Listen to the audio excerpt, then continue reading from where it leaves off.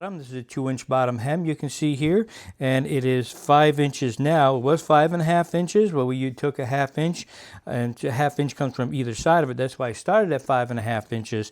So now you've got 5 inches here, and you've got approximately 8.25. Let's see, about 8.25 inches going up this way. Now, whether you decide to use 8 or 7, it doesn't really matter. You're going to get the job done either way. I think to keep it, if you're small children, I believe it has to be 6 or 7 inches.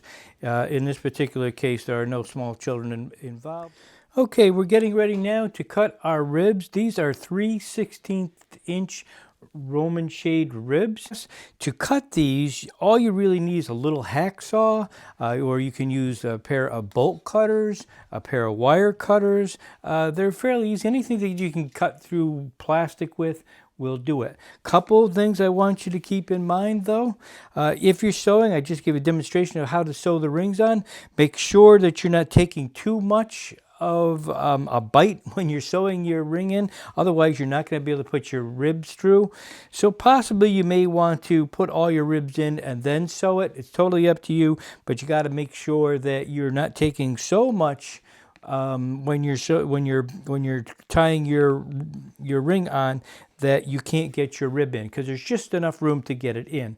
Now with the rib here, you want to measure your shade. This one happens to be 45 inches wide, so we're going to cut each one of these ribs down to 44 inches. And basically I'm just going to cut one and then use that one as a guide. So we're just going to go ahead and mark it 44 inches right here. And you're going to see how easy this is going to cut.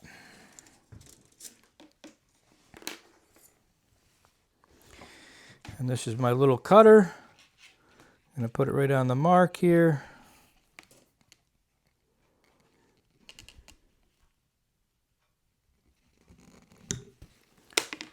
And it's done. So that's my guide. I'm going to go ahead, I'm going to mark them all, cut them, put them in. Now, after you put those in, you've got two options. You can take a little thread here and just put a tack so these don't slide out. That's number one. Number two, you can also put just a little bit of glue in here, hot glue, just enough, and kind of squeeze it to hold it. So that's up to you which way you prefer doing it. Okay, I've got all my ribs in and I closed up my ends here. Just something worth noting is make sure that you sew one pocket and then put one rib in to make sure it clears all the way to the end of it. You don't want to be sewing all the pockets and realize it does not fit one of these ribs. Just remember that. The next part is we're going to be putting the bottom weight in. This, as I explained before, this is a double 2.5 inch bottom hem, and we need to put a weight. So in order for the shade to go down, it has to be slightly weighted, and also to make the bottom stiff are the two key points of why you would want to put a bottom bar in there. Now, I've got a couple of different options for you. This one right here, this white, this is actually made for screens, and you'll find them in Home Depot or Lowe's. Look in where you would have screens, window screens. These are the frames that go around them. These are fairly inexpensive. They are 5/16 by 3/4 inches. You'll find them in white, you'll find them in gray, you'll find them in black. Makes a very good option, and again, you're going to cut this with some type of a hacksaw, or if you have a cutoff tool like a grinder or something, you can use that also. In this one, I'm actually using a flat bar, and this also came from, and I can't remember which one I picked it up from. It was either Lowe's or I think Everbuilt is Lowe's, but I'm not positive. But it's a ½ inch, it's a 1/8 inch thick, 1 inch, and this was 8 foot long. And the reason why I use it because I had a very wide shade that I was making, so I need the extra length on it. So that's why I ended up using this. This is fairly expensive. I think these are like $24 a piece. Of course, they are 8 foot long versus probably $4 or $5 for one of these. And I think these come 84 inch. I think they're like 7 foot long, I believe. So anyhow, this goes into the bottom like so. And then once you slip this in here, you're going to either hand sew it or hot glue it. I elect to hot glue them. I think it actually looks better than even your hand sewing on it. So I'm just going to stick this in here like that.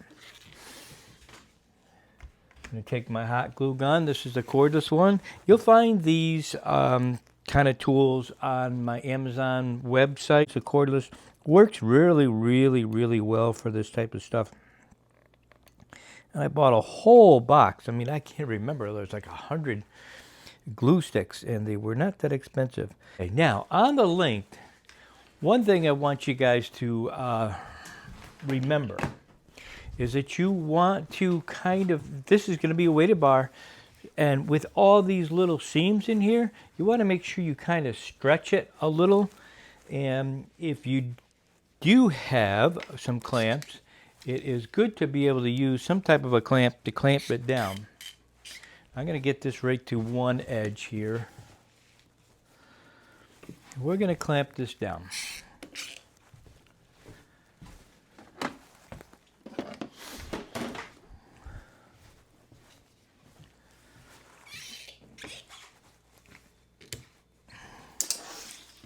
Now on my table has tape measures on both sides.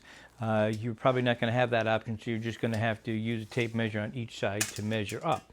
So this shade is 74 inches long. And I'm just going to straighten this out real quick. And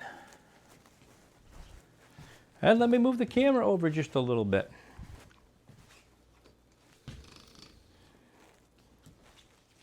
Hopefully you guys will be able to see a little bit better. There we go. Okay, I think we got the whole thing. So I'm just going to give this a little bit of a stretch, because I know when this is put on the board and it's got all the weight on it, I don't want it to stretch further when it's on the board. Now, the length is 74 inches long. Now there's two key points here I want to point out. What I'm going to do, and for you guys, you can run a tape measure on both ends. But what I'm going to do is I am going to put my tape measure like that. This is where my 74 inches, right across here. But there's another part of this that I want you to be aware of. There's two key points. One, that you get your length. Secondly, is you're going to measure from the stitch mark of this one right here up to the 74 point. To the 74 inch point. So actually we're going to take it like this. And from here I have 11 3/4. Now why is that important? Because I want to make sure with everything that I'm getting the same on both sides. And I am. It's both 11 3/4. But let's say one's 1/4 inch off.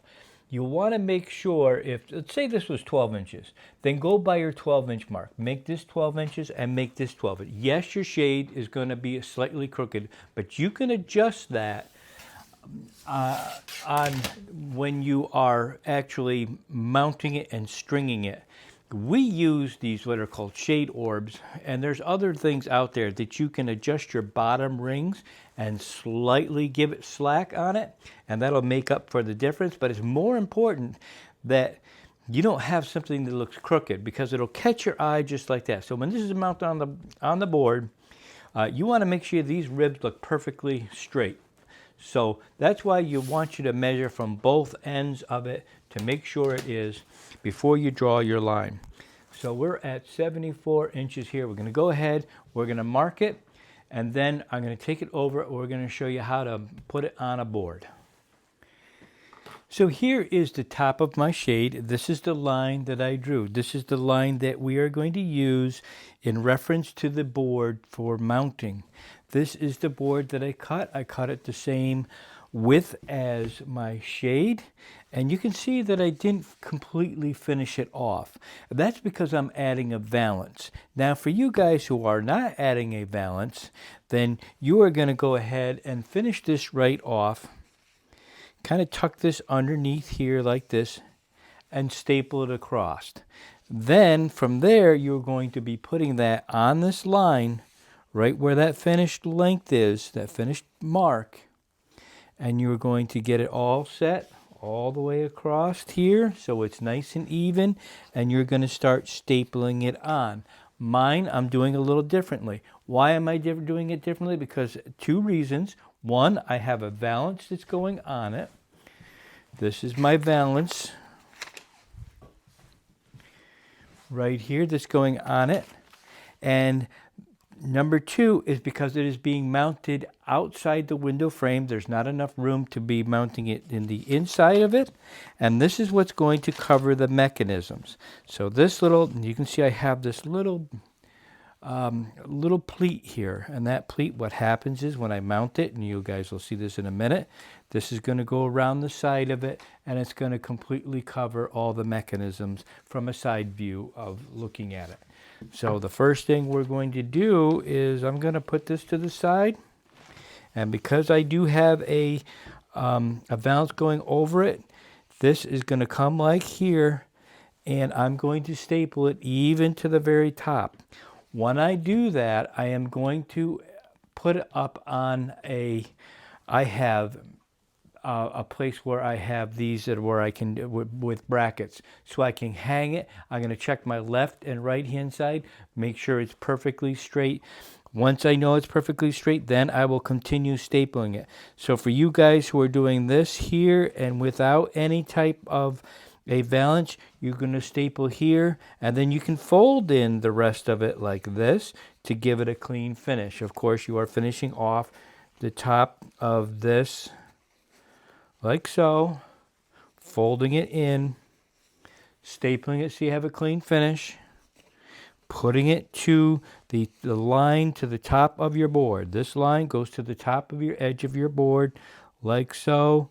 You're going to take it here, you're going to staple it, you're going to keep continually stapling all the way down, and then you can fold in the top of it and staple that in too.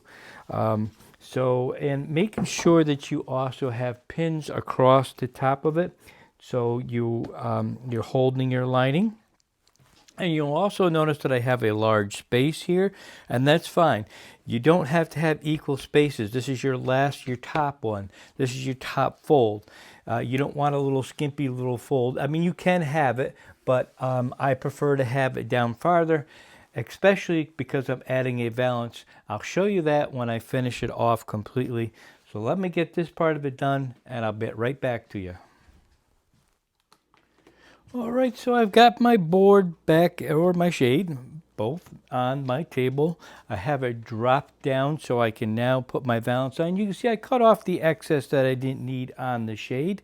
And now I'm adding my valance. If you're going to add a valance, this is a little what they call a kick pleat right here. This takes 6 inches plus whatever your return is to cover the side of your board. I'm going to go ahead right now as I'm going to staple. I'm going to put a couple staples here. I'm going to pull it down to the other end and staple it. I do have my clamp here holding my board right now so it doesn't move any place. Get it all set here. This is when I usually don't have a staple in here. Usually the most critical one. Hey, there was a staple. You know, they just run out at the most inconvenient times. Okay, then I'm going to come across to my end here. I don't know if you can see that or not, but I am going to put a staple at the end. Make sure it's pulled enough that I can staple right to the end of my board on this side. And then I'm going to raise this up, and I'm keeping my 1/2 inch by eyeballing it. That's all. And I'm going to come across and staple it. And if you've done these as many times as I have, eyeballing it's probably the best practice. What I'm going to do is come across here, do a little miter. Right like that. That's what's going to cover it.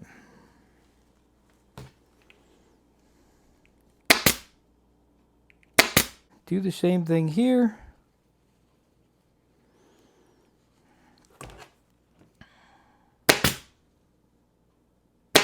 Now I am putting on a piping. You don't have to do this, but This is what I kind of like to do. And again, you can find piping and everything else. I have like categories on Amazon for upholstery, for Roman shade supplies. You'll find all your rings, everything, your glue guns, your just about everything you need to build a shade and do upholstery, blah, blah, blah, blah.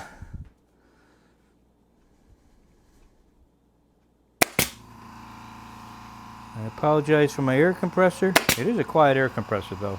Quietest one I've ever had. Okay, and then what I'm going to do is I'm going to come all the way over here, stretch it, give it a good stretch. Now, we have to deal with this end. I don't know if you can see that end. Let's put that down a little bit. There we go. You can see how that's not looking so hot. So what we're going to do is make it look good. I'm going to cut away some of this fabric.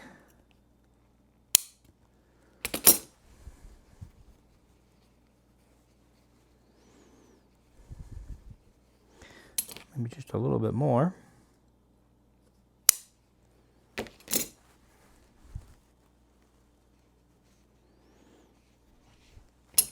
Cut the piping away.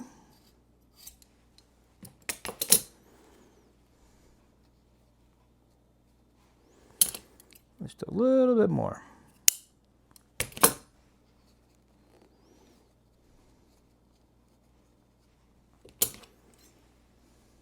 Careful not to cut the fabric. You just want to cut away the piping like that. Trim a little bit of this off. Kind of like doing a little taper right here. Whoop, what happened? Okay, we're good. All right. And we're going to take this clamp, we're going to put it on this end over here.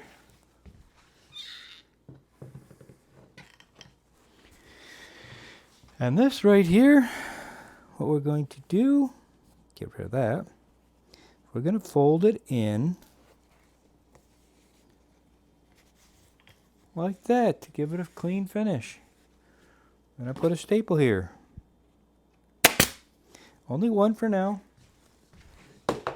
Now I'm going to go ahead and I'm going to put my clamp back over to the other end here. And we're going to do the same thing to the other side here.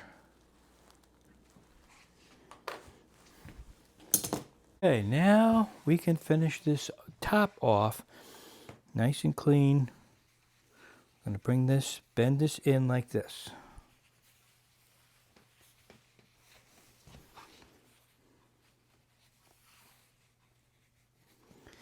Give it a little bit of a stretch.